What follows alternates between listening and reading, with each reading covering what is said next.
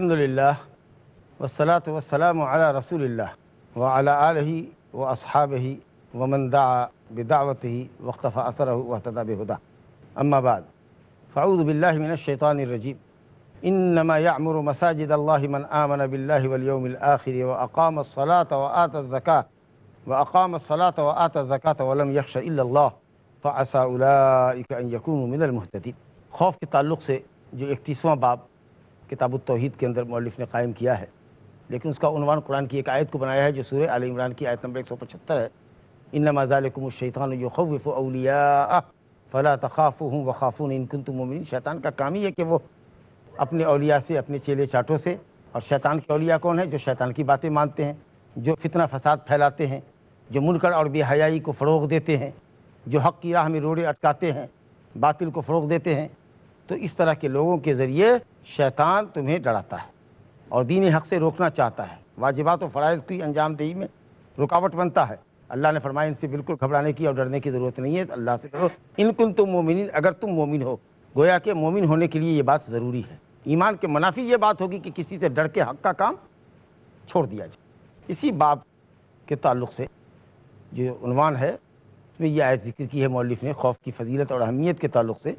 جو بھی آیت میں نے آپ کے سامنے پڑھی یہ سورہ توبہ کی آیت نمبر 18 ہے۔ اللہ تعالیٰ فرماتا ہے انما یعمر مساجد اللہ من آمن باللہ والیوم الآخر۔ یقیناً مسجدوں کی تعمیر وہ لوگ کرتے ہیں جو اللہ پر ایمان رکھتے ہیں اور آخرت پر ایمان رکھتے ہیں۔ مشرکین مکہ کعبہ کی تعمیر کرنے والے تھے، کعبہ کی نگہبانی دیکھ ریکھ کرتے تھے، صفائی ستھرائی کیا کرتے تھے، کعبہ پر غلاف چڑھایا کرتے تھے، حاجیوں کی ضیافت کیا کرتے تھے۔ تو مومنین کو کہتے تھے کہ اگر ہمارے پاس ایمان نہیں بھی ہے، تم مومن ہو اور ہمارے پاس ایمان نہیں بھی ہے تو یہ کم بڑی بات ہے کہ ہم کعبہ کی خدمت کرنے والے ہیں، کعبہ کی تعمیر کرتے ہیں۔ تو کعبہ کی تعمیر اللہ کے ساتھ شرک کرتے ہوئے بے فائدہ ہے۔ رب العالمین نے ان پر رد کیا آیت نمبر 17 میں سورہ توبہ کی، ما کان للمشرکین ان یعمروا مساجد اللہ شاہدین علی انفسہم بالکفر۔ مشرکین کو یہ زیب ہی نہیں دیتا کہ وہ اپنے خلاف گواہی دیتے کہ وہ مشرک ہے، خود گواہی دے رہے ہیں کہ وہ مشرک ہیں، اس کے باوجود بھی کعبہ کی تعمیر کرتے ہیں اور اس پر اتراتے ہیں کہ ہم بہت بڑا کام کریں۔ مشرک کا کوئی بھی عمل اللہ کے پاس مقبول نہیں۔ سورہ فرقان آیت نمبر 23 میں اللہ تعالیٰ فرماتا ہے وَقَدِمْنَا إِلَىٰ مَا عَمِلُوا مِنْ عَمَلٍ فَجَعَلْنَاهُ هَبَاءً مَنْثُورًا۔ مشرکین نے جو بھی عمل کیے، کتنا ہی اچھا عمل انسانیت کی خدمت کی ہو، اچھا عمل کیا ہو، پن کا کام کیا ہو، بھلائی کا کام کیا ہو، لیکن چونکہ یہ مشرک ہیں اس لیے ان کے عمل کو ہم نے ہباء منثورا، تنکے کے مانند اڑا دیا، ذرے کے مانند اڑا دیا۔ ذرے کے مانند، ذرے سے زیادہ، تنکے سے زیادہ اس کی کوئی حیثیت نہیں، یا کہہ لیجیے ذرہ اور تنکا بنا کر اڑا دیا، کوئی وزن نہیں ہے اس کے عمل میں کیونکہ وہ شرک پر ہے۔ تو اللہ رب العالمین فرماتا ہے کہ مشرکین کو مسجد کی تعمیر کرنا اور مسجد کی تعمیر پر اترانا یہ مناسب نہیں ہے۔ مسجد کی تعمیر، حقیقت میں مسجد کی تعمیر کون کرتے ہیں؟ ایمان والے کرتے ہیں۔ دیکھیے مسجد کی تعمیر دو طرح سے ہوتی ہے، ایک تو ظاہری تعمیر ہوتی ہے جو آپ مکان تعمیر کرتے ہیں، مسجد کی عمارت بناتے ہیں، اور حقیقی تعمیر اس کی معنوی تعمیر، باطنی تعمیر یہ کہ نماز قائم کی جائے، جمعہ اور جماعت کا اہتمام کیا جائے، قرآن کی تلاوت کی جائے، ذکر کیا جائے، قرآن و سنت کا وعظ کیا جائے۔ مسجد ایک طرح سے اسلام کا پارلیمنٹ ہاؤس ہے، دینی ایکٹیویٹیز وہاں ہونی چاہیے، خلاف شرع کوئی کام نہیں ہونا چاہیے۔ تو مسجد کی تعمیر کرنا، اس کی عمارت بلند کرنا اور مسجد کو نماز اور ذکر سے آباد رکھنا، یہ جو حقیقی تعمیر ہے، دونوں تعمیر مل کر کے تب جا کر کے تعمیر بنے گی۔ یہ کس کو زیب دیتا ہے؟ مومنوں کو، جو اللہ اور آخرت پر ایمان رکھتے ہیں، یہ انہی کی شان ہے، انہی کو زیب دیتا ہے۔ ایمان باللہ کے ساتھ ایمان بالآخرت کا ذکر کیا گیا اس مقام پر بھی اور کئی اور دیگر مقامات پر بھی، کیونکہ ایمان بالآخرت ہی انسان کے لیے، عمل کے لیے محرک ہوتا ہے، کیونکہ وہ سمجھتا ہے کہ اللہ کے پاس جواب دینا ہے، زندگی کا حساب دینا ہے، پیسوں کا حساب دینا ہے، وقت کا حساب دینا ہے، صلاحیتوں کا حساب دینا ہے، نعمتوں کا حساب دینا ہے۔ تو اس لیے ایمان باللہ کے ساتھ ساتھ ایمان بالآخرت کا ذکر، اگر یہ تصور نہ ہو تو انسان نیکی کا کام نہ کرے، بدی سے نہ بچے۔ اس سے ایمان بالآخرت کی بہت بڑی اہمیت ہے کہ اللہ نے ایمان باللہ کے ساتھ اس کا ذکر کیا۔ تو جو لوگ اللہ پر ایمان رکھتے ہیں، آخرت پر ایمان رکھتے ہیں، وَأَقَامَ الصَّلَاةَ وَآتَى الزَّكَاةَ، اور نماز قائم کرتے ہیں پورے شرائط کے ساتھ، ارکان کے ساتھ، واجبات کے ساتھ، وقت پہ، جماعت سے، اگر کوئی عذر نہیں ہے تو جماعت سے، اور سنن و مستحبات کا بھی لحاظ کرتے ہیں نماز کے اندر، پورے طریقے سے ایک دم ٹھیک نماز پڑھتے ہیں، اقامت، ایک دم سیدھی نماز، کریکٹ نماز پڑھتے ہیں سنت کے مطابق، اور اپنے مال میں زکوٰۃ ہے، مختلف مالوں کے اندر اللہ نے زکوٰۃ رکھی ہے، اس کا نصاب مقرر کیا ہے، کتنے مال میں کتنی زکوٰۃ ہوگی، پورا اس کا قانون ہے اسلام کے اندر۔ حسب ضرورت آپ علماء سے رجوع ہو سکتے ہیں، تو مال کی زکوٰۃ دیا اور خوش دلی سے دینا ہے، اور باب سے مطابقت ہے وَلَمْ يَخْشَ إِلَّا اللَّهِ، اللہ کے علاوہ کسی سے خوف نہیں کھاتے۔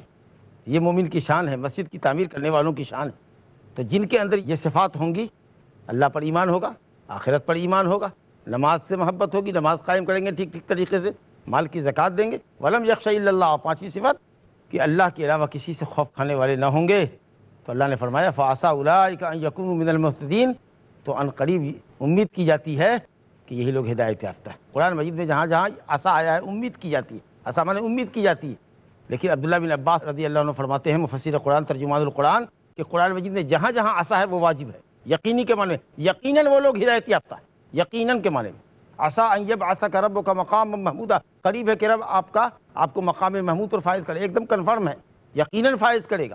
لیکن یہ بات عسیٰ امید ہے اس لیے کی جا رہی ہے کہ ان صفات کے حاملین، جن کے اندر یہ صفات ہو، اپنے تئیں خوش فہمی میں مبتلا نہ ہو، کبر و غرور میں مبتلا نہیں ہو کہ ہم تو ہدایت یافتہ ہو ہی گئے، تو اس لیے یہ جملہ استعمال کیا جا رہا ہے کہ امید ہے کہ وہ ہدایت پائیں گے، لیکن الحمدللہ یقین ہے کہ وہ ہدایت یافتہ ہے جن کے اندر یہ صفات پائی جا رہی ہیں، لیکن کبر و غرور نہ آئے، اطراحٹ نہ آئے، اس لیے لفظ عسیٰ ذکر کیا گیا، امید ہے۔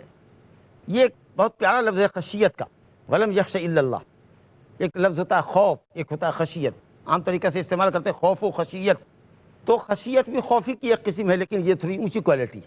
اللہ تعالیٰ نے علماء کے تعلق سے کہا ہے انما یخشى اللہ من عبادہ العلماء، اللہ تعالیٰ کی خشیت علماء کے اندر ہوتی ہے، کیونکہ علماء کو اللہ کی معرفت زیادہ حاصل ہوتی ہے، علم والوں کو اللہ کی معرفت زیادہ حاصل ہوتی ہے، جس کو جتنی زیادہ کسی چیز کی معرفت ہوتی ہے آدمی اس کی حقیقت کو زیادہ سمجھتا ہے۔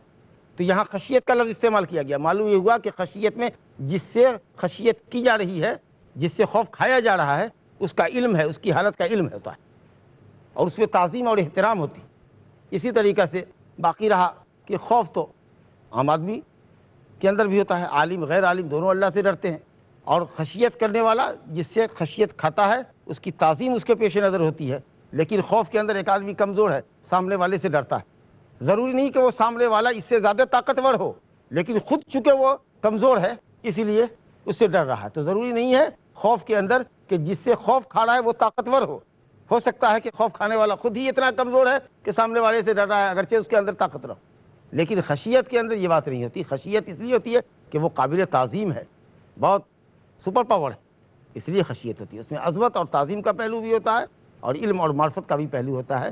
تو اللہ نے فرمایا وَلَمْ يَخْشَ إِلَّا اللَّهَ فَعَسَىٰ أُولَٰئِكَ أَن يَكُونُوا مِنَ الْمُهْتَدِينَ، گویا کہ خشیت ایک خاص صفت ہے ایمان والوں کی، وَلَمْ يَخْشَ إِلَّا اللَّهَ، اور حقیقت یہ ہے کہ جو اللہ سے ڈرتا ہے، جو صرف اللہ سے ڈرتا ہے، اس سے ہر کوئی ڈرتا ہے، اور جو اللہ سے نہیں ڈرتا وہ ہر چیز سے ڈرتا ہے۔ اللہ تعالیٰ اپنا خوف اور اپنی خشیت ہم کو عطا فرمائے۔ اس باب میں ایک دوسری آیت جو سورہ عنکبوت کی آیت نمبر 10 ہے، وہ مؤلف نے ذکر کی ہے، اعوذ باللہ من الشیطان الرجیم، وَمِنَ النَّاسِ مَن يَقُولُ آمَنَّا بِاللَّهِ فَإِذَا أُوذِيَ فِي اللَّهِ جَعَلَ فِتْنَةَ النَّاسِ كَعَذَابِ اللَّهِ، زبردست آیت ہے، اور فرمائیے وَمِنَ النَّاسِ مَن يَقُولُ آمَنَّا بِاللَّهِ وَمِنَ النَّاسِ مَن يَقُولُ آمَنَّا بِاللَّهِ، لوگوں میں کچھ لوگ ایسے ہیں، یہ منافقین ہو سکتے ہیں، یا کمزور ایمان والے ہو سکتے ہیں، یا ابھی ایمان کے اندر داخل ہوئے ہیں، زبان پہ کلمہ تو ہے لیکن دل میں ایمان نے جگہ نہیں لی ہے، کہتے ہیں کہ ہم آمنا باللہ، اللہ پر ایمان لائے، اللہ اکبر۔ فَإِذَا أُوذِيَ فِي اللَّهِ، غور کیجئے، فَإِذَا أُوذِيَ فِي اللَّهِ، لیکن جب اللہ کے دین کی خاطر، اللہ کی خاطر، اللہ کے دین کی خاطر، اللہ کی شریعت پر عمل کرنے کی خاطر اگر ان کو ایذا دی جاتی ہے دین کے دشمنان کی طرف سے، توحید کے دشمنوں کی طرف سے ان کو تکلیف دی جاتی ہے، تو بلبلا اٹھتے ہیں، ارے کہ کون سا دین قبول کر لیا، سارے لوگوں سے دشمنی مول لی، ہر کوئی دیکھو تو میرا دشمن نظر آتا ہے۔ اللہ فرماتا ہے کہ انہوں نے لوگوں کے فتنے کو، لوگوں کی طرف سے ملنے والی اذیتوں کو، تکلیفوں کو انہوں نے اللہ کا عذاب سمجھ رکھا ہے، وہ سمجھتے ہیں کہ یہ فتنہ کا عذاب اللہ، اللہ کے عذاب جیسا ہے۔ اللہ کے عذاب کا کیا مطلب؟ آدمی جو اللہ کے عذاب سے، جو بڑا سخت عذاب ہے، اس سے بھاگتا ہے تو شرک کی راہ چھوڑ کر ایمان کی راہ پہ آتا ہے۔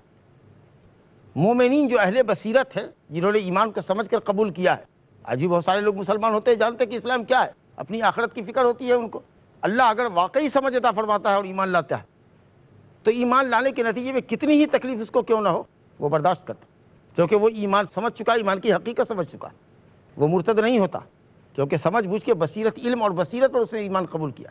لیکن ایسے ہی ایمان لے آیا, تھوڑی سی تکلیف ہوئی, گھر والوں نے پریشان کیا, محلے والوں نے پریشان کیا, کہا کون سی مصیبت ہم نے مول لے لی, کنورٹ ہو جا, پھر مرتد ہو گیا. بارڈر لائن پر تھا اسلام کی, ابھی اندر نہیں آیا تھا, کہ زیادہ اندر نہیں جانے کا ہے, دیکھتے ہیں کیا ہوتا ہے ہمارے ساتھ اسلام کے بعد, فوراً جسٹ ریورس ہو جائے گا. لا الہ الا اللہ. تم نے لوگوں کے فتنے کو, لوگوں کی طرف سے ملنے والی تکلیفوں کو اللہ کا عذاب سمجھ لیا. ارے اللہ کے عذاب سے بھاگو, اللہ کا عذاب سخت عذاب ہے, اور اس سے بھاگنے اور بچنے کی تدبیر صرف یہ کہ ایمان کی راہ پر آؤ.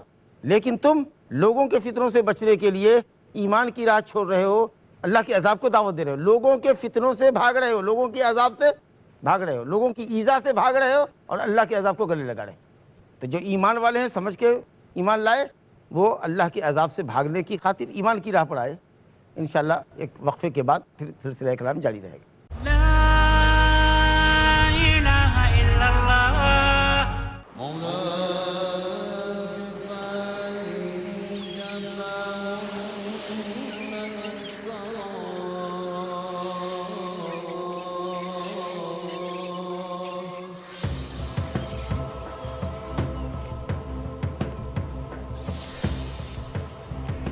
دل ہو زندہ تو ہے, ورنہ صبح و شام تو ہے آنی جانی.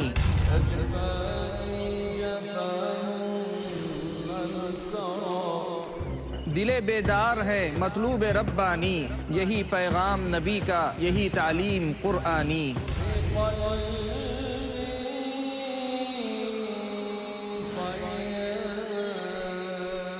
دل کیا ہے, دل کی ضرورت کیا ہے, دل کی زندگی کیا ہے, موت کیا ہے.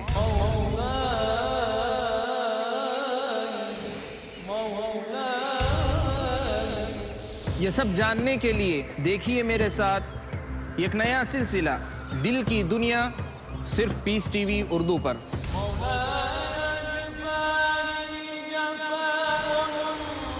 صرف مومنوں کا مقدر ہے ایمان کی لازوال روشنی, جو کرتی ہے آباد دل کی دنیا.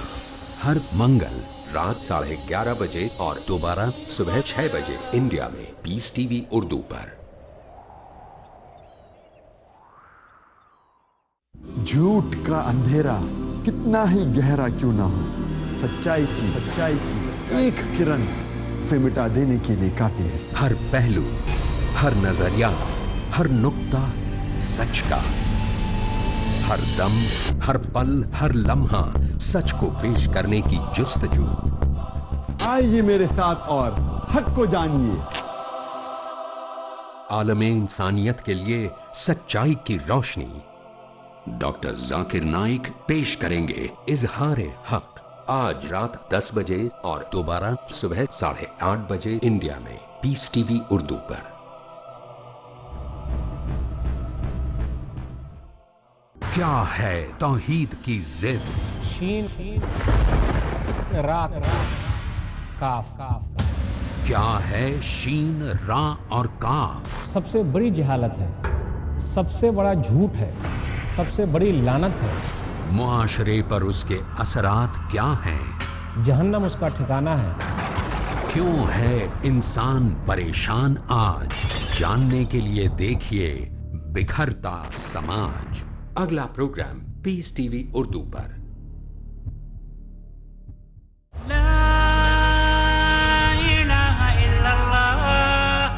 السلام علیکم ورحمۃ اللہ وبرکاتہ.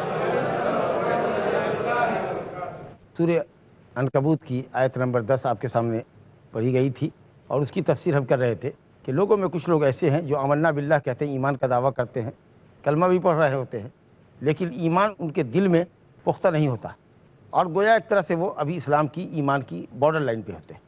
انتظار کرتے ہیں کہ دیکھیں رزلٹ کیا آتا ہے. اگر بینیفٹس ہے, فائدے مل رہے ہیں تو ٹھیک ہے, رہے. جہاں دیکھا تکلیف ہوئی فوراً اسلام سے پھر گئے. یہ لوگوں سے جو ملنے والی تکلیف ہے, آپ نے اس کو اللہ کا عذاب سمجھ لیا کہ کبھی نہیں ٹلے گا. آدمی کو اللہ کے عذاب سے بھاگنا چاہیے, اللہ کے عذاب سے ڈرنا چاہیے, لوگوں کے فتنے سے ڈرنا نہیں چاہیے.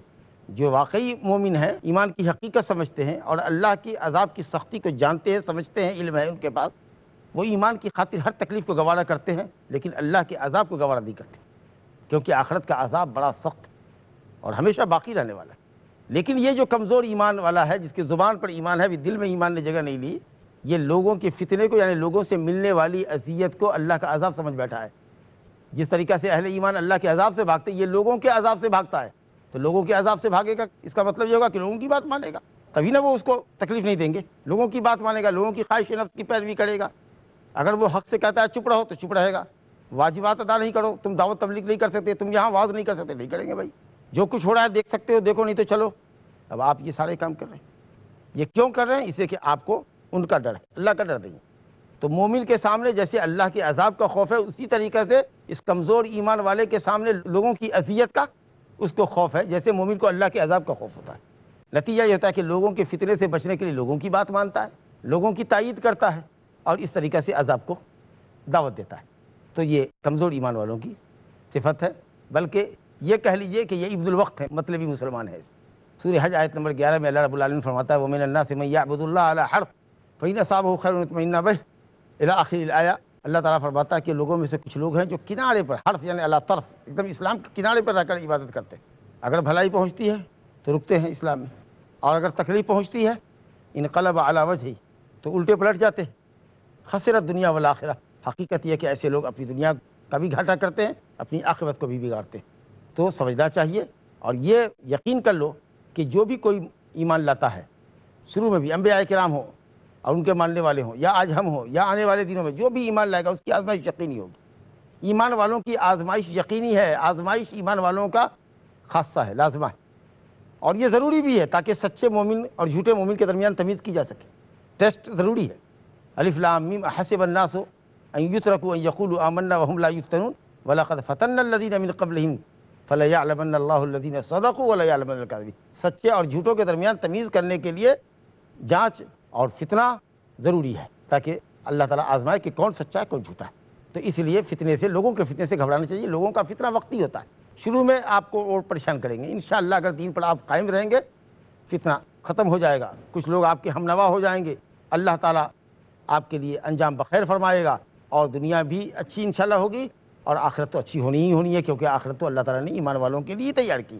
لیکن جو لوگ دین کے دشمن ہیں، جو آپ کو پریشان کر رہے ہیں، وہ بھی یہ نہ سمجھیں کہ وہ اللہ کے عذاب سے بچ جائیں گے۔ ہو سکتا ہے دنیا میں وہ بھی کسی دوسرے سے فتنے میں پڑ جائیں، کوئی دوسرا مشرک ان پر چڑھ جائے، کوئی دوسرا ظالم ان پہ چڑھ جائے، اللہ کے عذاب سے دو چار ہو، اور اگر کفر و شرک پہ مر گئے، اسلام کی مخالفت کرتے ہوئے، حق کی مخالفت کرتے ہوئے مرے، تو آخرت تو ان کی تباہ ہونی ہی ہونی۔ تو ان کو دائمی عذاب ہے، اور آپ کو وقتی عذاب اور وقتی فتنہ کا سامنا ہے مشرکین کی طرف سے یا دشمنان دین کی طرف سے۔ تو آپ اتنی جلدی کیوں بلبلا اٹھے؟ صبر اور استقامت کے ساتھ دین پر قائم رہیے۔ اللہ فرماتا ہے کہ ایسا نہیں ہونا چاہیے کہ لوگوں کی طرف سے اذیت ملے تو تم اسلام سے پھر جاؤ۔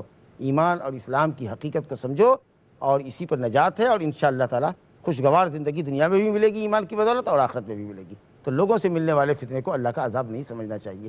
اللہ کے عذاب سے بھاگو، لوگوں کے عذاب سے بھاگ کر لوگوں کی بات مانو، ایسا نہیں ہونا چاہیے۔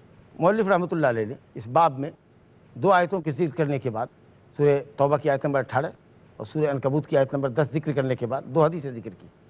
ایک حدیث ابو سعید خدری رضی اللہ عنہ سے ہے، اور دوسری حدیث حضرت عائشہ رضی اللہ عنہ سے۔ ابو سعید خدری رضی اللہ عنہ کے حوالے سے جو حدیث مرفوعاً بیان کی گئی ہے، اس حدیث کے الفاظ یہ ہیں: ان من ضعف الیقین ان ترضی الناس بسخط اللہ وان تحمدهم على رزق اللہ وان تذمهم على ما لم يتق اللہ ان رزق اللہ لا یجرہ حرص حریص ولا یردہ کراہیت کار۔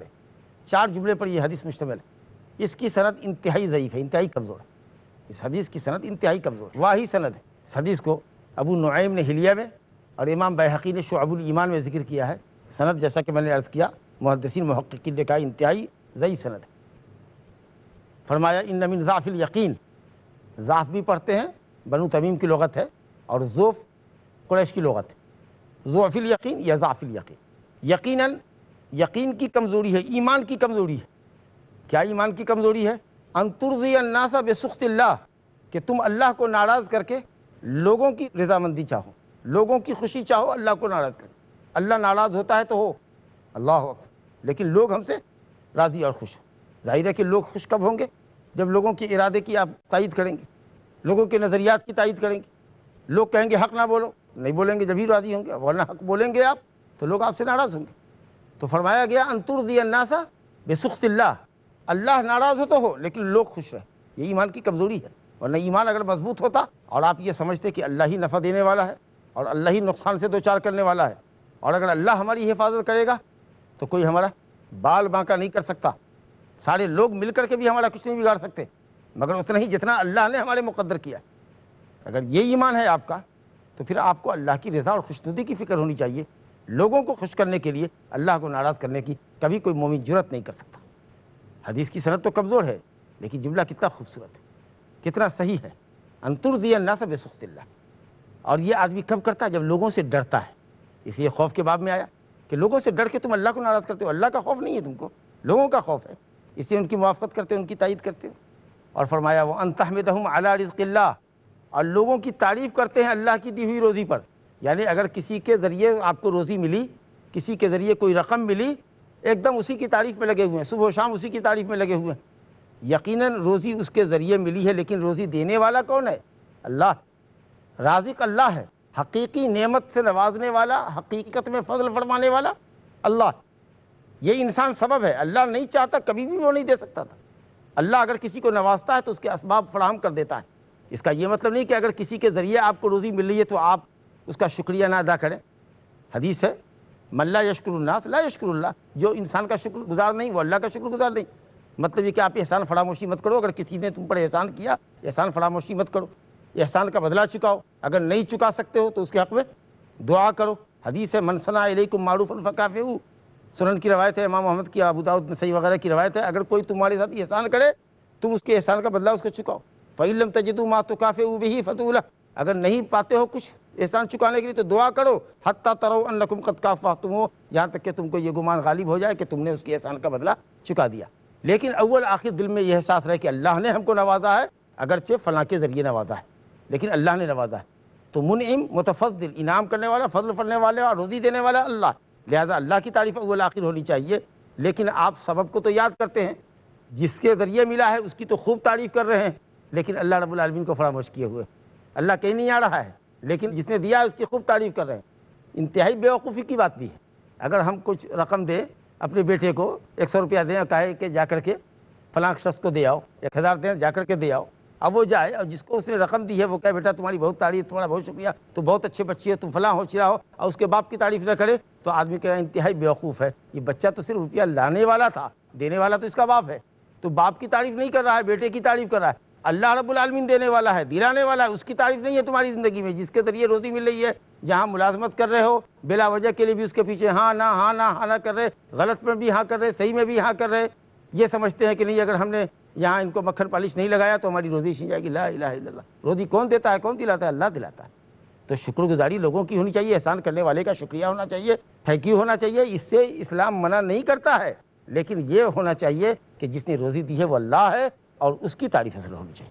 اور تیسرا جملہ ہے وَأَن تَزُمَّهُمْ عَلَىٰ مَا لَمْ يُؤْتِكَ اللَّهُ، اگر کسی سے امید تھی کہ کچھ ملے گا، آئے امید لے کے نوکری ملے گی، آئے امید لے کے کہ پیسہ بٹ رہا ہے ہم کو بھی ملے گا، ہم بھی محتاج ہیں، لیکن نہیں ملا تو واپس ہوئے اور دینے والے کو گالی دے رہے۔ یہ سمجھنا چاہیے کہ اللہ نے مقدر نہیں کیا تھا، اگر اللہ نے مقدر کیا ہوتا، غور سے سنو، اگر اللہ نے مقدر کیا ہوتا تو روزی ضرور ملتی، انعام ضرور ملتا، نہیں ملا ہاں اگر اس نے جان بوجھ کے تم کو نہیں دیا، دیکھ رہا ہے کہ یہ آدمی محتاج کھڑا ہوا ہے لیکن کبھی کسی بات کی آناکانی ہوئی ہے، اس لیے منہ گھمائے ہوا ادھر گھمائے